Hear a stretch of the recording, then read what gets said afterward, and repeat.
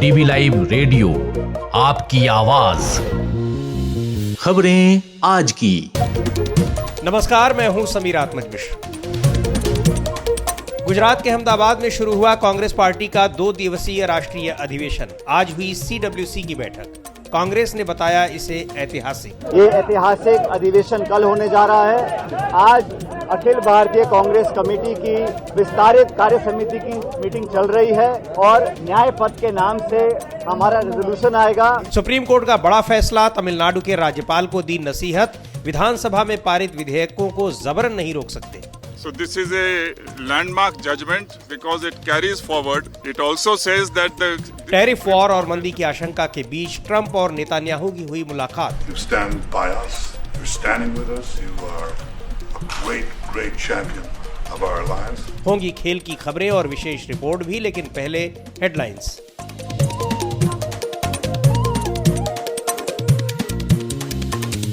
Headlines के साथ मैं हूं अतुल सिन्हा।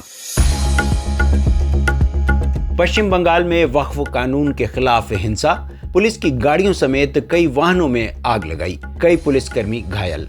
कांग्रेस अध्यक्ष खड़गे का भाजपा संघ पर हमला। पार्टी के 84वें अधिवेशन में कहा, ये लोग गांधी जी का चश्मा छड़ी चुरा सकते हैं, उनके आदर्श नहीं। पटेल और नेहरू को जबरन विरोधी बताकर राष्ट्रीय नायकों के खिलाफ सुनियोजित साजिश का लगाया आरोप।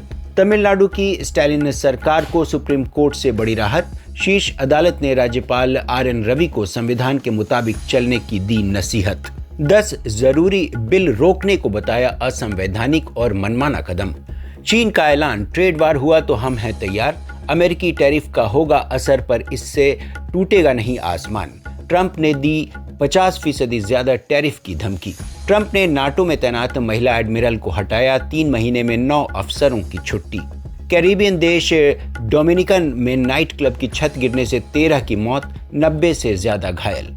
और साउथ कोरिया में 3 जून को होंगे राष्ट्रपति चुनाव। 1 हफ्ते पहले राष्ट्रपति यून सुक योल को पद से हटाया गया। डीवी लाइव रेडियो पर आप सुन रहे हैं खबरें आज की। शुरुआत करते हैं राजनीतिक खबरों से।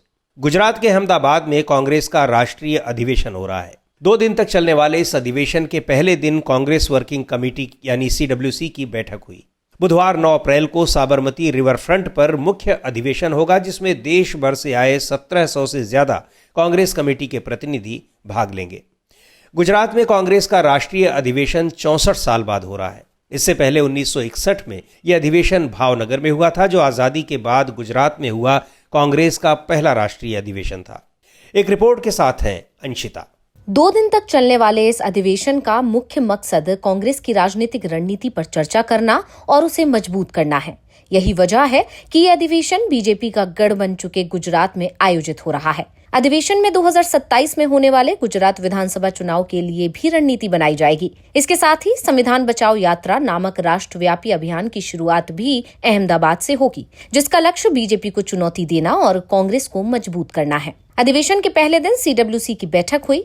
बैठक के बाद पार्टी नेता जयराम रमेश ने बताया कि इस दौरान सरदार पटेल पर विशेष चर्चा हुई और प्रस्ताव पास हुआ। आज एक विशेष प्रस्ताव सरदार वल्लभ भाई पटेल को लेकर उस पर चर्चा हुई और वो पारित हुआ और उसकी कॉपी अभी कि आपको 1-2 मिनट में मिल जाए। इसके अलावा कल जो 2 प्रस्ताव पर चर्चा होने वाले हैं, एक राष्ट्रीय मुद्दों पर और दूसरा गुजरात को लेकर जो राजनीतिक स्थिति है उस विषय पर एक प्रस्ताव, दोनों प्रस्तावों पर यहाँ चर्चा हुई, वो पारित भी हुआ और कल उस पर विस्तार से AICC में बहस होगी और उसके बाद वो भी पारित होगा। बैठक में पार्टी अध्यक्ष मल्लिकार्जुन खड़गे और पूर्व अध्यक्ष सोनिया गांधी, राहुल गांधी समेत तमाम नेता पहुंचे हुए हैं। पार्टी नेताओं के मुताबिक इस साल महात्मा गांधी के बतौर कांग्रेस अध्यक्ष 100 साल पूरे हो रहे हैं और साथ ही सरदार वल्लभ भाई पटेल की 150वीं जयंती भी है। ये दोनों ही लोग गुजरात से हैं, इसलिए भी इस अधिवेशन के लिए गुजरात को चुना गया। अधिवेशन में पार्टी को मजबूत करने के अलावा घरेलू और विदेश नीति पर भी मौजूदा केंद्र सरकार को घेरने की रणनीति तय की जाएगी। पार्टी नेता राजीव शुक्ला कहते हैं, एक मुख्य प्रस्ताव पारित हुआ जिसमें जो है सारी बातें हैं विदेश नीति भी है, राजनीतिक स्थिति भी है, आर्थिक जो भयानक संकट आया हुआ है वो है जो अमेरिकन टैरिफ की वजह से, और उसके बाद जो है संगठन में क्या क्या बदलाव हो। और गुजरात के बारे में बहुत महत्व दिया। गुजरात पे एक अलग रेवोल्यूशन आया कि सरदार पटेल तो हमारे थे, 24 साल कांग्रेस के अध्यक्ष रहे सरदार पटेल, तो सरदार पटेल की इसीलिए जो उनका संस्थान है वहाँ पे इस कार्यक्रम को रखा गया। वहीं पार्टी नेता सचिन पायलट कहते हैं कि ये अधिवेशन ऐतिहासिक होने जा रहा है। ये ऐतिहासिक अधिवेशन कल होने जा रहा है। आज अखिल भारतीय कांग्रेस कमेटी की विस्तारित कार्य समिति की मीटिंग चल रही है और न्याय पथ के नाम से हमारा रेजोल्यूशन आएगा। उस प्रस्ताव पर अभी सभी सदस्य अपनी राय दे रहे हैं। मैं समझता हूं कांग्रेस वर्किंग कमेटी की ये एक्सटेंडेड मीटिंग और कल का जो अधिवेशन है वो एक नई इबादत लिखेगा। विपक्ष की आवाज को दबाने की राजनीति हो रही है, उसमें बहुत बड़ा और अहम भूमिका कांग्रेस पार्टी की होने जा रही है। गुजरात में पार्टी का ये अधिवेशन कई कारणों से महत्वपूर्ण जरूर है, लेकिन सच्चाई ये भी है कि पिछले 30 साल से गुजरात में कांग्रेस की सरकार नहीं बनी है। विधानसभा और लोकसभा में भी कांग्रेस की हालत कमजोर होती गई है और इस समय वो यहाँ अपने सबसे खराब दौर से गुजर रही है। हालांकि इस बार के लोकसभा चुनाव में पार्टी ने गुजरात में भी कुछ बेहतर प्रदर्शन किया था। पिछले दिनों राहुल गांधी ने कहा था कि हमने बीजेपी को अयोध्या में हराया है और गुजरात में भी हराएंगे। मोदी शाह के गढ़ से बीजेपी को चुनौती देने की कांग्रेस की इस रणनीति को भी उसी संदर्भ में देखा जा रहा है। डीवी लाइव रेडियो के लिए मैं अंशिता। कांग्रेस का राष्ट्रीय अधिवेशन अहमदाबाद में हो रहा है और इस बीच वक्फ संशोधन विधेयक को लेकर विवाद बढ़ता ही जा रहा है। सरकार ने जहां इस कानून के लागू होने संबंधी नोटिफिकेशन जारी कर दिया, वहीं सुप्रीम कोर्ट में लगातार इसके खिलाफ याचिकाएं जा रही हैं और माना जा रहा है कि सुप्रीम कोर्ट 15 या 16 अप्रैल को इनकी सुनवाई भी कर सकता है। दूसरी ओर सड़कों पर भी लोग प्रदर्शन कर रहे हैं। वहीं जम्मू कश्मीर विधानसभा में आज दूसरे दिन भी इसे लेकर जमकर हंगामा हुआ। नेशनल कॉन्फ्रेंस के सदस्यों के बाद अब पीडीपी ने भी इसके खिलाफ प्रस्ताव पारित करने की मांग की और स्थगन प्रस्ताव का नोटिस दिया, लेकिन मंजूरी न मिलने को लेकर जमकर विवाद हुआ। हाथापाई तक की नौबत आ गई। डीबी लाइव रेडियो पर आप सुनते हैं देश दुनिया की ताजा तरीन खबरें और खबरों के बीच की खबरें यानी विश्लेषण भी। खबरों और विश्लेषण के अलावा यहाँ होती है साहित्य, कला, संस्कृति और विज्ञान से लेकर आर्थिक और खेल जगत की भी चर्चा। सुप्रीम कोर्ट ने मंगलवार को तमिलनाडु सरकार की एक याचिका पर बड़ा फैसला सुनाया। इस फैसले में सुप्रीम कोर्ट ने साफ किया कि राज्यपाल विधानसभा से पारित विधेयकों को लंबे समय तक रोककर नहीं रख सकते हैं। तमिलनाडु के राज्यपाल ने नवंबर 2023 में 10 विधेयकों को अपने विचाराधीन रिजर्व रख लिया था।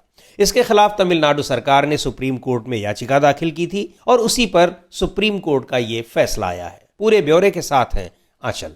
जस्टिस जेबी पारदीवाला और जस्टिस आर महादेवन की बेंच ने तमिलनाडु सरकार की याचिका पर सुनवाई की और कहा कि ये एक जरूरी और तुरंत निपटाए जाने वाला मामला है। सुप्रीम कोर्ट का कहना था कि ये विधेयक राज्यपाल के पास लंबे समय से लंबित थे। राज्यपाल ने इस मामले में सद्भावनापूर्ण तरीके से काम नहीं किया। सुप्रीम कोर्ट की पीठ ने कहा कि राज्यपाल ने ईमानदारी से अपना काम नहीं किया है, क्योंकि विधेयकों को राष्ट्रपति के पास तब भेजा गया जब वो लंबे समय से उन पर विचार कर रहे थे और पंजाब के राज्यपाल के मामले में सुप्रीम कोर्ट ने अपना फैसला सुना दिया था। पीठ ने यह भी कहा कि राज्यपाल इस तरह से कानून को वीटो नहीं कर सकते, यानी जब तक चाहे तब तक अपने पास नहीं रख सकते। सुप्रीम कोर्ट ने कहा कि इन 10 विधेयकों को राज्य विधानसभा में फिर से पारित किए जाने के बाद दोबारा राज्यपाल नहीं भी मंजूरी देते हैं तो भी मान लिया जाएगा कि इन विधेयकों को राज्यपाल से मंजूरी मिल चुकी है। दरअसल राज्यपाल विधानसभा से पारित विधेयकों को राज्यपाल के पास उनकी मंजूरी के लिए भेजते हैं। राज्यपाल को उस विधेयक में कोई आपत्ति नजर आती है तो उसे विधानसभा के पास पुनर्विचार के लिए भेज सकते हैं, लेकिन यदि दोबारा विधानसभा पारित करके भेजे तो उन्हें मंजूरी देनी पड़ती है। तमिलनाडु के राज्यपाल एन रवि ने इन 10 विधेयकों को दोबारा मिलने के बाद भी ये कहते हुए रोक लिया कि इन्हें वो राष्ट्रपति के पास भेजेंगे। सुप्रीम कोर्ट ने राज्यपाल के इस कृत्य को अवैध बताया है। तमिलनाडु के मुख्यमंत्री एम.के. स्टालिन ने सुप्रीम कोर्ट के इस फैसले की जानकारी विधानसभा को दी। வரலாற்று சிறப்புமிக்க தீர்ப்பை நமது தமிழ்நாடு அரசு பெற்றுள்ளது। एम.के. स्टालिन कह रहे थे कि ये सिर्फ तमिलनाडु के लिए नहीं बल्कि पूरे देश के लिए एक बड़ी जीत है। इस फैसले से ये साबित हुआ है कि राज्यों को अपनी स्वायत्तता और अधिकार मिलना चाहिए। डीएमके राज्य की स्वतंत्रता और संघीय व्यवस्था के लिए हमेशा संघर्ष करता रहेगा। वहीं सुप्रीम कोर्ट के वरिष्ठ वकील राकेश द्विवेदी ने सुप्रीम कोर्ट के इस फैसले को ऐतिहासिक बताया है। So this is a landmark judgment because it carries forward. It also says that the Supreme Court and the High Courts can. दरअसल संविधान के अनुच्छेद 200 के तहत राज्यपाल के पास ये अधिकार है कि वो बिलों को मंजूरी दे सकते हैं, उन्हें रोक सकते हैं या फिर राष्ट्रपति के पास भेज सकते हैं। लेकिन यदि राज्य विधानसभा एक बार फिर से उसी बिल को पास करती है तो राज्यपाल को उसे मंजूरी देनी होती है। सुप्रीम कोर्ट ने अपने फैसले में ये भी स्पष्ट किया कि गवर्नर के फैसले को न्यायिक समीक्षा के दायरे में लाया जा सकता है। डीबी लाइव रेडियो के लिए मैं आंचल। आप सुन रहे हैं डीबी लाइव रेडियो, आपकी आवाज। डीबी लाइव रेडियो पर आप सुन रहे हैं खबरें आज की। रुक करते हैं अंतर्राष्ट्रीय खबरों का। टैरिफ वॉर और उससे दुनिया भर के शेयर बाजारों में मचे हाहाकार के बीच आज अमेरिका के राष्ट्रपति डोनाल्ड ट्रंप और इस्राएल के प्रधानमंत्री बेन्यामिन नेतान्याहू ने मुलाकात की। इस दौरान दोनों नेताओं के बीच ईरान, टैरिफ और हमास की कैद में इस्राएली नागरिकों की रिहाई से जुड़े मुद्दों पर बातचीत हुई। एक रिपोर्ट के साथ है आराधना। इजरायल के प्रधानमंत्री बेन्यामिन नेतन्याहू पहले अंतर्राष्ट्रीय नेता हैं जिन्होंने टैरिफ लगाने की घोषणा करने के बाद डोनाल्ड ट्रंप से मुलाकात की। व्हाइट हाउस में हुई मुलाकात में दोनों नेताओं ने एक दूसरे की जमकर तारीफ की। इजरायल के प्रधानमंत्री बेन्यामिन नेतन्याहू बोले,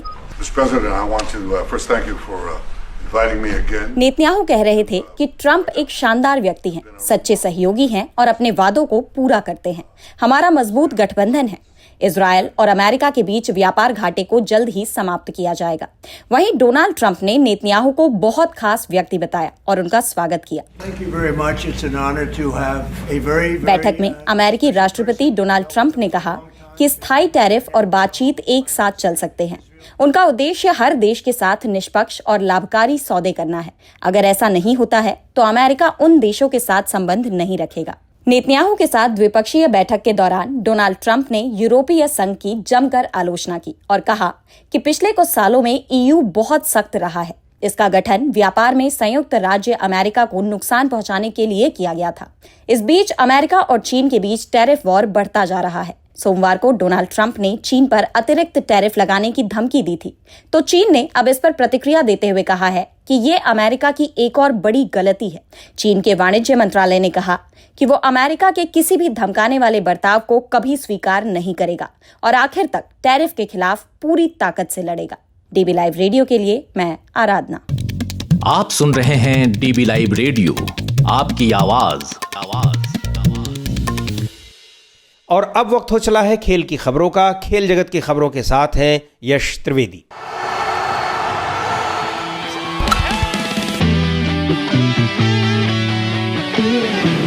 रजत पाटीदार ने रॉयल चैलेंजर्स बेंगलुरु के कप्तान के तौर पर अपने टेन्योर की शानदार शुरुआत की है। उनकी अगुवाई में आरसीबी ने 4 मैचों में से 3 में जीत हासिल की, जो उनकी नेतृत्व क्षमता को दर्शाता है। टीम ने अपने होम अवे मुकाबलों में Chennai super Kings, Mumbai Indians और कोलकाता नाइट राइडर्स को उनके घरेलू मैदान पर हराया है। हालांकि आरसीबी अपने एकमात्र घरेलू मैच में गुजरात टाइटंस से हार गई थी। दरअसल होम अवे मैच का मतलब क्रिकेट या किसी भी खेल में उस मुकाबले से है जो एक टीम अपने घरेलू मैदान से बाहर यानी दूसरी टीम के घरेलू मैदान पर खेलती है। वैसे इस सीजन की शुरुआत से पहले जब पाटीदार को कप्तान बनाया गया तो कई सवाल उठे थे कि वो इस भूमिका में कितने सफल होंगे, लेकिन उन्होंने अपने प्रदर्शन से सभी आलोचकों को जवाब दे दिया और कुछ ऐसे कारनामे किए जो आरसीबी के पूर्व कप्तान विराट कोहली भी नहीं कर पाए थे। पाटीदार की कप्तानी में आरसीबी ने चेन्नई सुपर किंग्स को चेपक स्टेडियम में हराया, जो 2008 के बाद पहली बार हुआ। ये जीत इसलिए भी खास थी क्योंकि सीएसके अपने घरेलू मैदान पर मजबूत मानी जाती है। इसके अलावा 7 अप्रैल को वानखेड़े स्टेडियम में मुंबई इंडियंस के खिलाफ भी आरसीबी ने रोमांचक जीत दर्ज की और 10 साल बाद ये पहला मौका था जब आरसीबी ने मुंबई इंडियंस को उनके घर में हराया। इन दोनों ही मैचों में Rajat Patidar player of the match रहे।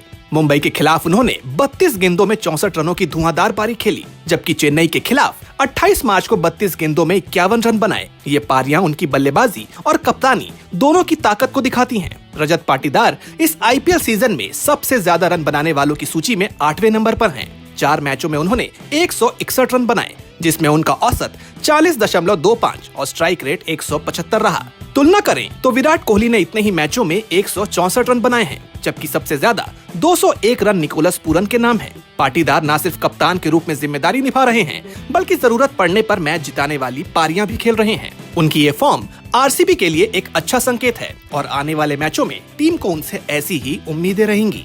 यश त्रिवेदी, डीबी लाइव रेडियो। और अब आज की खास रिपोर्ट। भारतीय शास्त्रीय गायन में घराने की परंपरा को नापसंद करने वाले और गायकी की नई शैली विकसित करने वाले पंडित कुमार गंधर्व को सुनना एक अलग अनुभव है। आपने भी उन्हें सुना होगा। उनकी जन्मशती आज बीत चुकी है, यानी आज उनकी 101वीं सालगिरह है।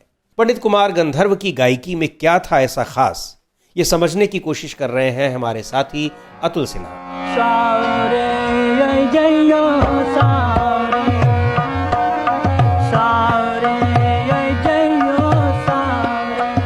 जब भी देश में शास्त्रीय संगीत की परंपराओं को तोड़ने वाले कलाकारों की बात होती है तो उनमें पद्म विभूषण कुमार गंधर्व का नाम सबसे ऊपर आता है। वो जिंदा होते तो 101 साल के हो रहे होते। ये अफसोस की बात है कि उनकी जन्मशती के दौरान भी संगीत जगत में उनको खास अहमियत नहीं दी गई और उन पर कोई खास कार्यक्रम भी नहीं हुए। कुमार गंधर्व का जन्म कर्नाटक के धारवाड़ में 8 अप्रैल 1924 को हुआ। 10 साल के थे तब से ही संगीत समारोहों में गाने लगे थे और ऐसा चमत्कारी गायन करते थे कि उनका नाम ही कुमार गंधर्व पड़ गया। उनका असली नाम शिवपुत्र सिद्धारमैया कोमकाली था। पिता ने उन्हें 11 साल की उम्र में संगीत सीखने पुणे में प्रोफेसर देवधर और अंजनीबाई मालपेकर के पास भेज दिया। उनकी आवाज़ और रागों की समझ के साथ साथ नए नए प्रयोग करने की उनकी प्रतिभा ने महज 20 साल की उम्र में ही उन्हें संगीत का शिक्षक बना दिया। अपने गायन से सबका दिल जीतने वाले कुमार गंधर्व जब 23 साल के थे तब उनकी जीवन संगिनी बनी भानुमति कंस, जो उनके गुरु पंडित देवधर के यहाँ संगीत की शिक्षा देती थी। लेकिन शायद यह साल 1947 कुमार गंधर्व के लिए ठीक नहीं था। वह इस उम्र में ही तब की लाइलाज बीमारी टीबी की चपेट में आए। हालत गंभीर हो गई। डॉक्टरों ने उन्हें किसी शांत जगह जाने और गाना एकदम बंद करने को कहा। इसीलिए कुमार गंधर्व तब मध्य प्रदेश के देवास आ गए। करीब 6 सालों तक उनका गाना बंद रहा, लेकिन वो उससे भी उबरे। पर उनका एक फेफड़ा बेकार हो चुका था। फिर भी महज एक फेफड़े के साथ उन्होंने अपने गायन को पहले से और ज्यादा निखारा। कुमार गंधर्व भजन के उस्ताद माने जाते थे। कबीर के दोहे गाने में उनका कोई सानी नहीं था। कुमार गंधर्व जब तक जीवित रहे संगीत से उनका नाता नहीं टूटा। युवावस्था में जो टीबी की बीमारी हुई थी उसने अपना असर छोड़ रखा था और अंतिम दौर में दूसरे फेफड़े ने भी काम करना बंद कर दिया था। 4 दशक तक संगीत की दुनिया में नए नए प्रयोग करने वाले, गायकी को एक नई ऊंचाई देने वाले कुमार गंधर्व आखिरकार 12 जनवरी 1992 को 68 साल की उम्र में सबको अलविदा कह गए। उन्होंने अपनी खास गायन शैली विकसित की और किसी भी घराने की परंपरा से बंधे रहने को कभी पसंद नहीं किया। लोक संगीत को शास्त्रीय से भी ऊपर ले जाने वाले कुमार जी ने कबीर को जैसा गाया वैसा अब शायद ही कोई और गा सके। निर्गुण भजनों के लिए और शास्त्रीय गायन को एक नई ऊंचाई देने के लिए पंडित कुमार गंधर्व हमेशा याद किए जाएंगे। डीबी लाइव रेडियो के लिए मैं अतुल सिन्हा। यमुना किनारे मेरो गाँव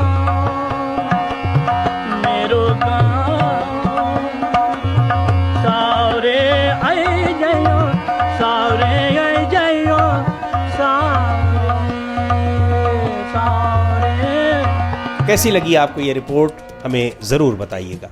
इस कार्यक्रम को अब यहीं समाप्त करते हैं। बने रहिए डीबी लाइव रेडियो के साथ। हर रोज सुनिए दिन भर की खबरों और विश्लेषण का हमारा ये प्रोग्राम खबरें आज की। अब दीजिए इजाजत। नमस्कार।